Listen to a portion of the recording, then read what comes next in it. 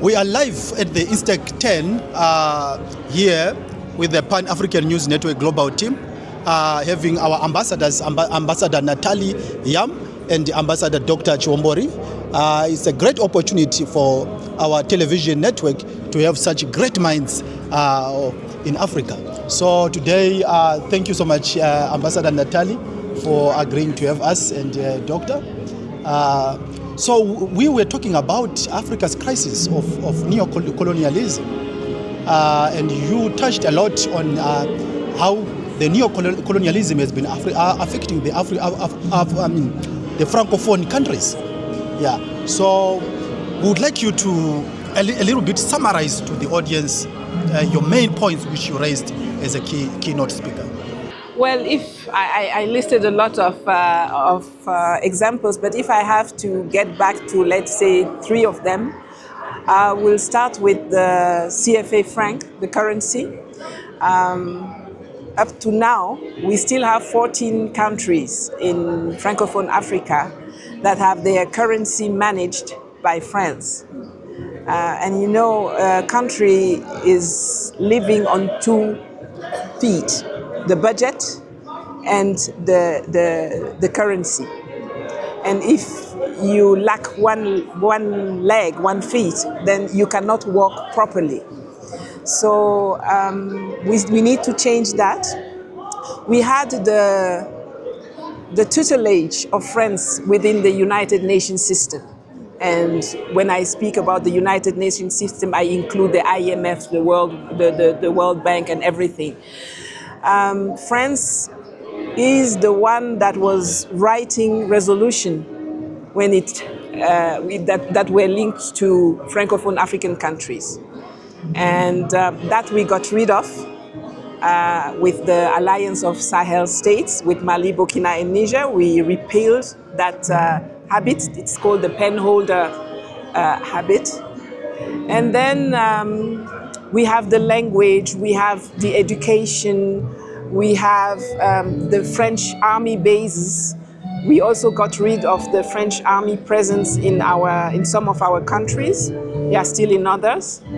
But we actually experienced that despite gaining so-called independence in the 60s, we are still under a very strong grip from France and Europe and the West in Francophone Africa. And we have 3 countries that are currently fighting to actually get rid of that grip. And those countries are kind of demonized. Even within Africa, the narrative about them is very negative. They are presented as very negative examples. And I had the opportunity today to try and correct a bit of that false narrative. Yeah. Okay. So 3 countries out of 14 countries are now trying to. Yes. So, Doc, what is your message to the other 14? Countries which are not doing like the 3 countries? Yeah, the other 14 former French colonies. To them I say, wake up and smell the coffee. The revolution has started in Burkina Faso, Niger and Mali. We are not turning back. And also the same message is going to all African leaders to say the Sahel nations have shown us the way. They have shown us, they've started the revolution for the liberation of Africa that was way past due. Now, how long is it going to take you, other African countries, to do the same and follow the great work that is happening in the Sahel? So, if they are using the French currency, so these 3 countries are still using the French currency? Yes, we are busy working our way out. You don't say everything in public, of course, when you deal with such sensitive issues. But yes, we have decided that we need to get rid of the CFA Franc. You know, at the very beginning when it was launched, the CFA Franc was pegged to the French franc. The French franc disappeared with the arrival of the euro, but the CFA franc didn't disappear with the French franc. They just pegged it to the euro without asking anybody. And as you may know, even some of the European countries find the euro too strong for their economy. And if you think that we have 14 African countries that are actually using the euros, we cannot succeed with that currency. It is not possible. So it's a matter of survival to get out of the CFA Franc. It's not something you do just like this, because, you know, managing a currency, it's a lot about trust. So you need to link the currency, to back it with other currency or with resources that will raise trust onto the market. They are currently working at it, and I hope that once the three countries, the three revolutionary countries, as my sister was saying, have done it, then the other will find the courage to follow. You know, it always starts with 1, 2, or 3 people having the courage to do something, and then you have that domino effect where the other ones see that, okay, it's happening, they are not vanishing, they are not disappearing, they are not crashing, let's go and follow. Yeah. But I saw in the news recently, Doc, President Traore, that he delinked himself with France. But at the same time, I saw Israel coming in the country. He was welcoming the Israeli ambassador. What is your answer?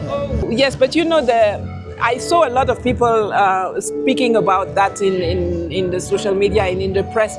There has been an Israeli ambassador in Burkina Faso since 1964. It has never changed the position of Burkina Faso with regards to issues, for example, for Palestine. We had, since the presence of an Israeli ambassador, we had, I think, 138 voting at the UN regarding Palestine. And we voted 138 times for Palestine. So having an ambassador, having relationship with someone doesn't mean that you support that person or that you are agreeing to their policy. It's establishing links. Even that's the second ambassador, Israeli ambassador accredited since President Traore has taken power. So it's the second one. Nobody spoke about the first one, but this time everybody's speaking about it because a few days before he broke the ties with France. So there was some interest in the background trying to shift the attention to that. It's a non-issue. It's a non-issue. You're hearing it from the Macron. And sometimes also, this is diplomacy. You can't cut ties with everyone. As long as you know who you are, where you're going, it doesn't really matter which people come around you. You can deal with them that's the same way that they deal with us. They had a strategy for us, we must have a strategy for them. It's real simple. So there is really no issue with that. We didn't cut ties with French just because we were in a bad mood. We cut ties with them for very specific reasons, and I said some of the reasons today. We didn't have that type of problem with Israel or with other countries so far, so we are not going to just do stuff just out of the blue like that. It was a very well thought decision to cut ties with France. But having diplomatic ties with other countries in the world is something absolutely normal. Yeah. Okay. Like Mandela said, your enemies don't have to be my enemies. My enemy. Okay. Your nightmare doesn't have to be my nightmare. Yeah. Just because some people don't like Israel doesn't mean other people should not talk to Israel. You know, I mean, that's just the way it goes. It's diplomacy. Diplomacy. Yes. Diplomacy.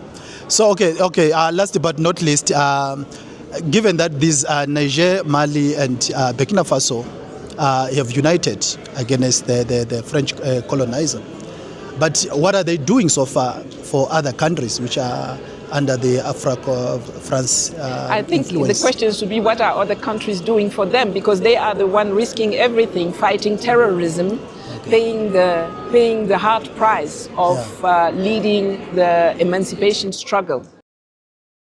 What they are doing currently in leading the emancipation struggle, they are not only doing it for their population or for themselves, they are doing it for Africa. So the right question should be, what are other African countries doing to support them? Because what they are doing will benefit the rest of Africa. Exactly. The question is, why haven't they joined the Sahel? It's because they don't believe that they need to be liberated. If they truly believed in the fact that they are still in shackles of the mind, they would do something about it to unshackle themselves. It's like I said about Harriet Tubman. She could have freed more slaves if only they understood that they were enslaved. They didn't understand that they were enslaved. They thought they were okay. So until someone realizes that they are in bondage, how do they begin to look for ways and means to free themselves? And that is the situation with the remaining 11 countries.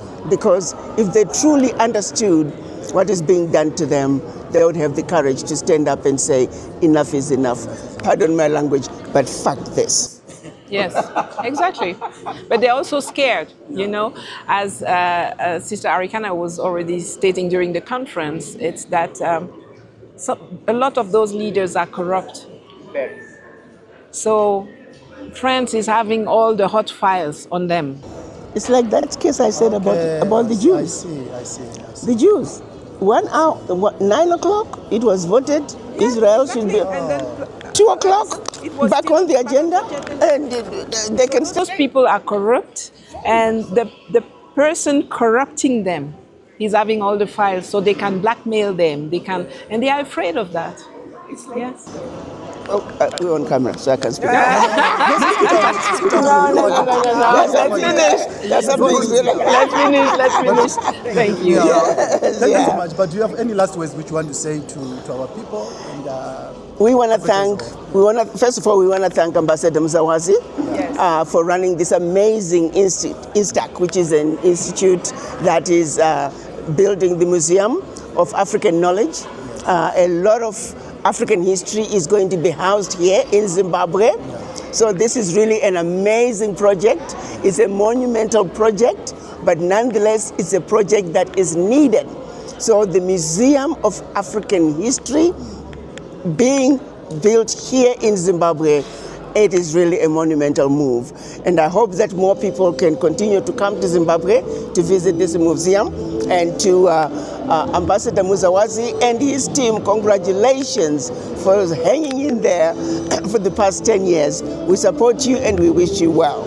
To the rest of Africa, the time is now for us to truly stand up and defend our turf. We need leaders with balls.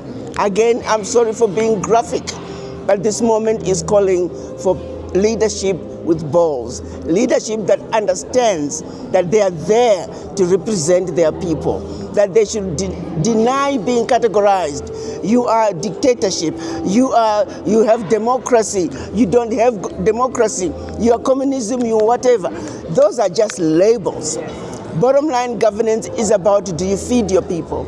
Are your people comfortable? Good healthcare, good education, good roads. That is governance. We don't care what you call it. That's why democracy, the way it was imported into Africa, is not working for the Africans. It's not even working for the mothers and fathers of that democracy. So why are we following a blind man to lead us to nowhere? Every 4 or 5 years, there's chaos in African countries. That has got to stop. We want leadership that is responsive to the people, leadership that's going to provide and improve the quality of life. Name or no name, label or no label, the leadership that accomplishes and improves the quality of life for their people. That is the quality, that is the leadership that Africa needs at this moment. So to the African leaders, take care of your people. Don't worry about the labels. Perfect example is the Sahel nations.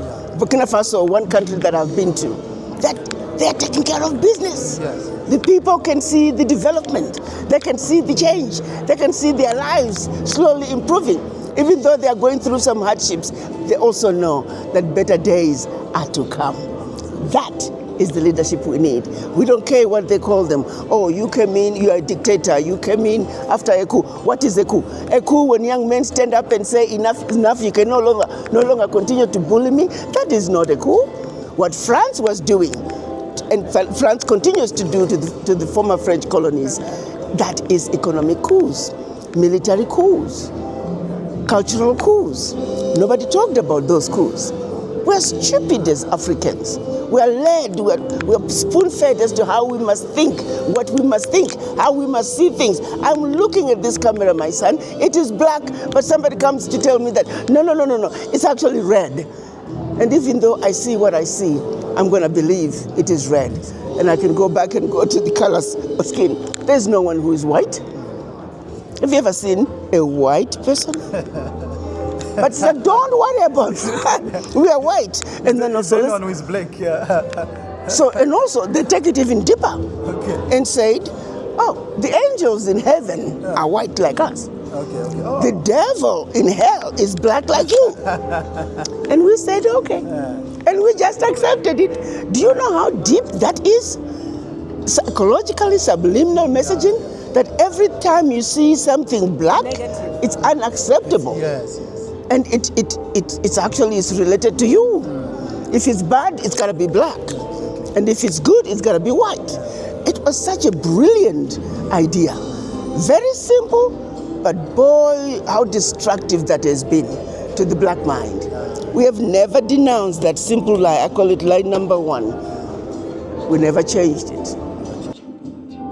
Sister Arikana, I denounced when they speak of black markets, I speak of white market in my videos. I'm always using the white name for negative stuff in my videos, for example, in French, systematically. It was by design, my sister. Yes, I know, but we need to change it. How long is it going to take? Look at churches all over Africa. If you try to change a white, blue-eyed, blonde-haired Jesus, the congregation will kick the pastor away. You know, so it's like the stupidity is unbelievable. It's unbelievable. Yeah, we know the truth. Even in the Bible, they say Jesus had hair like wool, crimson skin, and they still would prefer the blonde-haired, blue-eyed Jesus. When Mary and Joseph were running away from King Herod, they were told to go to Egypt. Why Egypt? Because in Egypt, he would blend with others who look like him. If he was white, they would have said, go to Europe. But they knew in Europe he stayed. So I'm saying there are so many lies. We are so stupid as black people. They tell us this is red when it's black. I'm looking at it, it is black. But because they say it is red, I'm going to go ahead and say it's red. So who do we have to blame? The stupidity has got to end. Because the change that must happen is going to have to start with us. The reason they're succeeding in the Sahel is because they have a critical mass of people who get it. People who understand the importance of the revolution. The people who understand what is happening in those countries must happen. And so when we have a critical mass of Africans who think like that, particularly in our leadership, then and only then is Africa going to change. So they're saying food is ready for the ambassadors. Thank you for your time. Thank you very much. We appreciate you. Thank you. Thank you for having us, and my sister, it's good to see you.